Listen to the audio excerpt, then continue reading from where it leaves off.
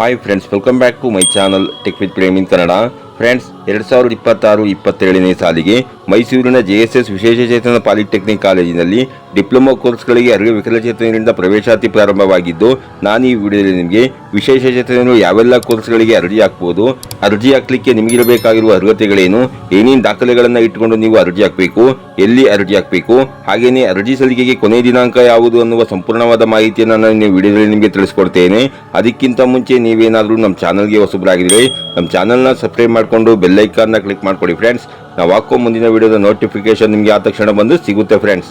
ಮೊದಲನೇದಾಗಿ ಪ್ರವೇಶಾತಿ ಪಡೆದಂತಹ ಅರ್ಹ ವಿದ್ಯಾರ್ಥಿಗಳಿಗೆ ರಾಜ್ಯ ಮತ್ತು ರಾಷ್ಟ್ರ ಮಟ್ಟದ ವಿದ್ಯಾರ್ಥಿ ವೇತನದ ಆರ್ಥಿಕ ಸಹಾಯ ದೊರೆಯುತ್ತದೆ ಮತ್ತು ಪಾಲಿಟೆಕ್ನಿಕ್ನ ಯಶಸ್ವಿ ವಿದ್ಯಾರ್ಥಿಗಳಿಗೆ ಉದ್ಯೋಗ ಮತ್ತು ತರಬೇತಿ ಕೇಂದ್ರದ ಮೂಲಕ ಉದ್ಯೋಗಾವಕಾಶವನ್ನು ಸಹ ಕಲ್ಪಿಸಿಕೊಡಲಾಗುತ್ತದೆ ಹಾಗೂ ವಿದ್ಯಾರ್ಥಿ ಹಾಗೂ ವಿದ್ಯಾರ್ಥಿನಿಯರಿಗೆ ಪ್ರತ್ಯೇಕ ವಿದ್ಯಾರ್ಥಿ ನಿಲಯದ ಸೌಲಭ್ಯವನ್ನು ಕಲ್ಪಿಸಲಾಗಿರುತ್ತೆ ಫ್ರೆಂಡ್ಸ್. ಹಾಗೆಯೇ ಈ ಒಂದು ಪ್ರವೇಶಾತಿಗೆ ಅರ್ಜಿ ಹಾಕಲಿಕ್ಕೆ ನಿಮಗಿರಬೇಕಾಗಿರುವ ಅರ್ಹತೆಗಳು ಯಾವುವು ಅನ್ನೋದನ್ನ ನೋಡೋದಾದ್ರೆ, ವಿದ್ಯಾರ್ಥಿಯು SSLC ಅಥವಾ ತತ್ಸಮಾನ ಪರೀಕ್ಷೆಯಲ್ಲಿ ಕನಿಷ್ಠ 35% ಅಂಕಗಳೊಂದಿಗೆ ಪಾಸ್ ಆಗಿರಬೇಕು ಮತ್ತು ಮೂಳೆ ಮತ್ತು ಕೀಲು ಅಂಗವಿಕಲತೆಯನ್ನು ಹೊಂದಿರುವಂತಹ ವಿಕಲಚೇತನರು 40% ಮತ್ತು ಅದಕ್ಕಿಂತ ಹೆಚ್ಚಿನ ವಿಕಲತೆಯನ್ನು ಹೊಂದಿರಬೇಕಾಗಿರುತ್ತದೆ. ಕಿವುಡು ಮತ್ತು ಮೂಗು ಅಂಗವಿಕಲತೆಯನ್ನು ಹೊಂದಿರುವಂತಹ ವಿಕಲಚೇತನ ವಿದ್ಯಾರ್ಥಿಗಳು 60 ಡಿಸೆಬಲ್ ಮತ್ತು ಅದಕ್ಕಿಂತ ಮೇಲ್ಪಟ್ಟಂತಹ ಅಂಗವಿಕಲತೆಯನ್ನು ಹೊಂದಿರಬೇಕಾಗಿರುತ್ತದೆ. ಭಾಗಶಃ ಮತ್ತು ಪೂರ್ಣ ಅಂಧತ್ವ ಹೊಂದಿರುವಂತಹ ವಿಕಲಚೇತನರು 60/6 ಅಥವಾ 200/20 ಸೈಲನ್ ಅಂಧತ್ವವನ್ನು ಹೊಂದಿರುವಂತಹ ವಿಕಲಚೇತನ ವಿದ್ಯಾರ್ಥಿಗಳು ಈ ಒಂದು ಪ್ರವೇಶಾತಿಗೆ ಅರ್ಜಿಯನ್ನು ಹಾಕಬಹುದಾಗಿರುತ್ತೆ ಫ್ರೆಂಡ್ಸ್. ಹಾಗೇನೆ ಅರ್ಜಿ ಸಲ್ಲಿಕೆ ಮಾಡಲಿಕ್ಕೆ ನಿಮ್ಮ ಹತ್ರ ಇರಬೇಕಾಗಿರುವ ದಾಖಲೆಗಳು ಯಾವುವು ಅನ್ನೋದನ್ನ ನೋಡೋದಾದ್ರೆ,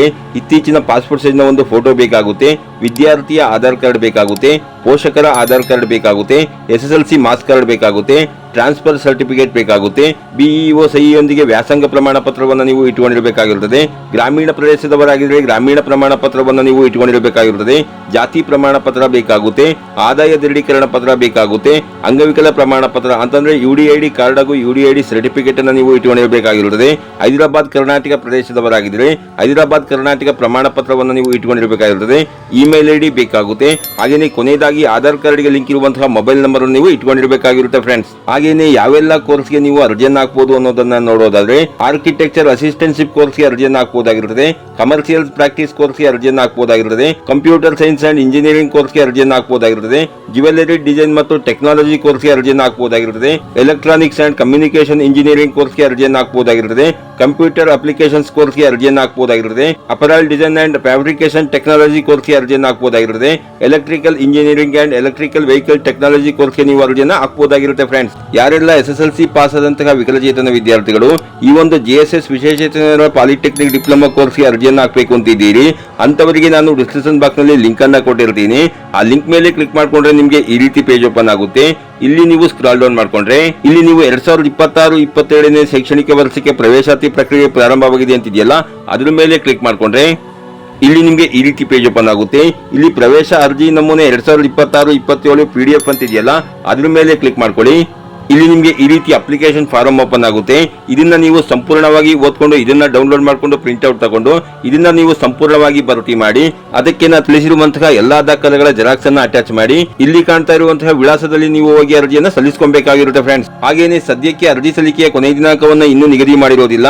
ಯಾರೆಲ್ಲ ವಿಶೇಷಚೇತನ ವಿದ್ಯಾರ್ಥಿಗಳು ಈ ಒಂದು ಅರ್ಜಿಯನ್ನು ಹಾಕಬೇಕು ಅಂತಿದ್ದೀರಿ ಅಂತವರು ನೀವು ಆದಷ್ಟು ಬೇಗ ಅರ್ಜಿಯನ್ನು ಸಲ್ಲಿಸಿಕೊಳ್ಳಿ ಫ್ರೆಂಡ್ಸ್. ಹಾಗೇನೆ ಇದರ ಬಗ್ಗೆ ನಿಮಗೆ ಇನ್ನೂ ಹೆಚ್ಚಿನ ಮಾಹಿತಿ ಬೇಕಾದಲ್ಲಿ ಇಲ್ಲಿ ಕಾಣ್ತಾ ಇರುವಂತಹ ದೂರವಾಣಿ ಸಂಖ್ಯೆಗಳಿಗಾಗಿರಬಹುದು ಅಥವಾ ಇಲ್ಲಿ ಕಾಣ್ತಾ ಇರುವಂತಹ ಮೊಬೈಲ್ ನಂಬರ್ಗಳಿಗೆ ಕರೆ ಮಾಡಿ ನೀವು ಇದ್ರ ಬಗ್ಗೆ ಹೆಚ್ಚಿನ ಮಾಹಿತಿನ ತಿಳ್ಕೊಬಹುದಾಗಿರುತ್ತೆ ಫ್ರೆಂಡ್ಸ್. ಇದಾಗಿತ್ತು ಇವತ್ತಿನ ಮಾಹಿತಿ.